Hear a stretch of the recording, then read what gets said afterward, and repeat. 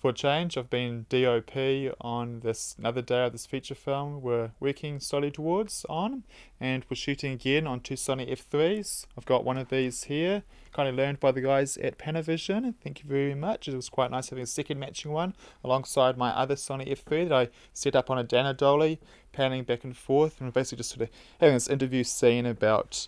I'm not going to spoil too much of the story.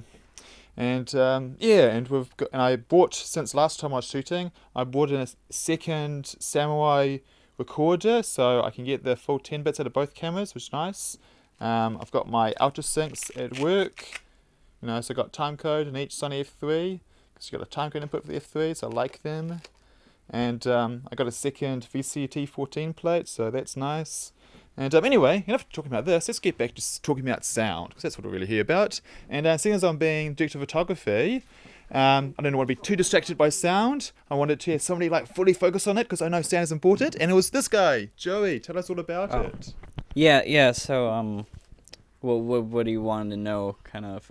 Well, tell me a bit about yourself first. So, I've been working as a sound recordist for the last 3 years, but in and out as working casually on film shoots, and I think I've made just last month I made a jump to working full time as a sound recordist. So this is one of the jobs that I've picked up along the way. Yeah, it's a bold move. You just devote yourself. You're only doing this and nothing else.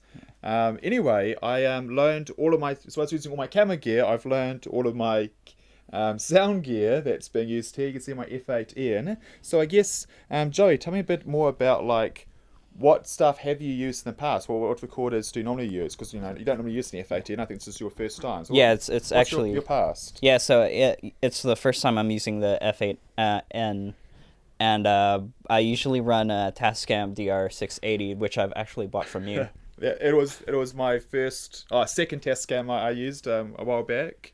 But you quite often use others, yeah. So other ones I've used are Tascam DR60s, I think 60Ds. Either the DR60Ds, DR60Ds, and then the Tascam DR60D Mark I was my first ever recorder back when I was in film school.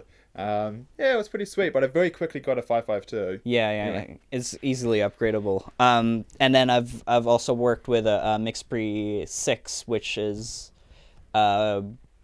actually kind of not as similar as the F8N, but it's got newer functions that I don't usually run with a Wingman app that sound devices do.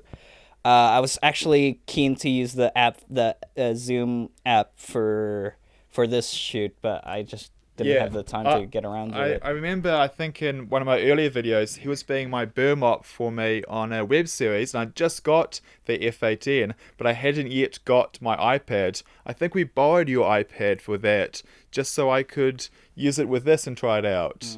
Yeah. Anyway. Cool. Yeah, and so I was running two booms on Boom Buddies, one Boom Buddy and one. So we had them here on a C stand, and you can see this way because it was basically an interview set up in this film, and so we could basically just have the booms coming out above them, and you could have them right up in the very edge of frame, and have two booms for one person, and he'd also feed his hands up, so you could just fully monitor on the F8N.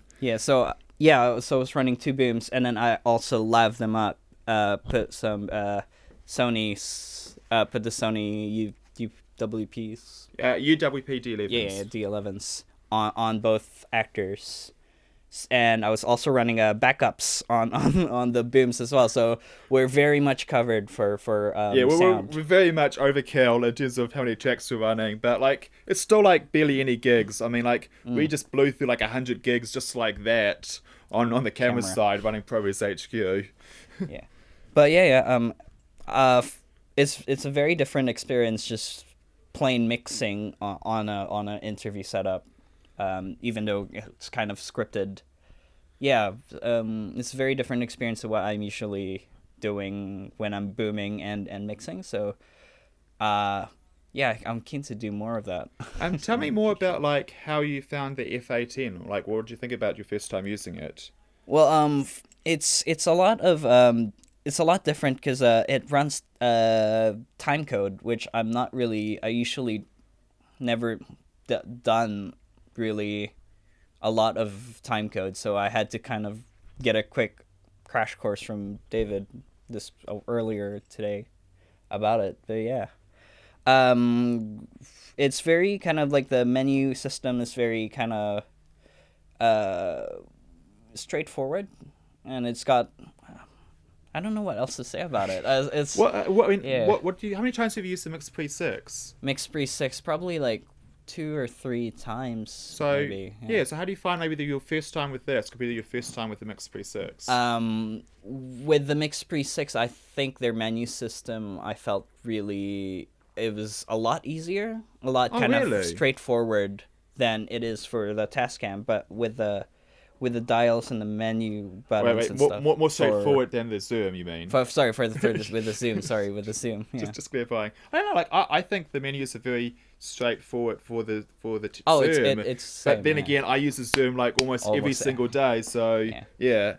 I'm keen to try the app for one of I remember one of your first reactions when you arrived at the start of the day was like you were surprised at like just how small it was. Yeah, exactly.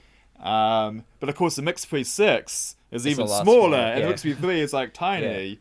From like from the photos and the videos that I've watched, it seemed bigger, but it's bigger on a YouTube screen, I guess. Yeah. And you got like a zoomed in macro shot like a Curtis Judd would do. But yeah, it really is like a surprisingly small and compact recorder.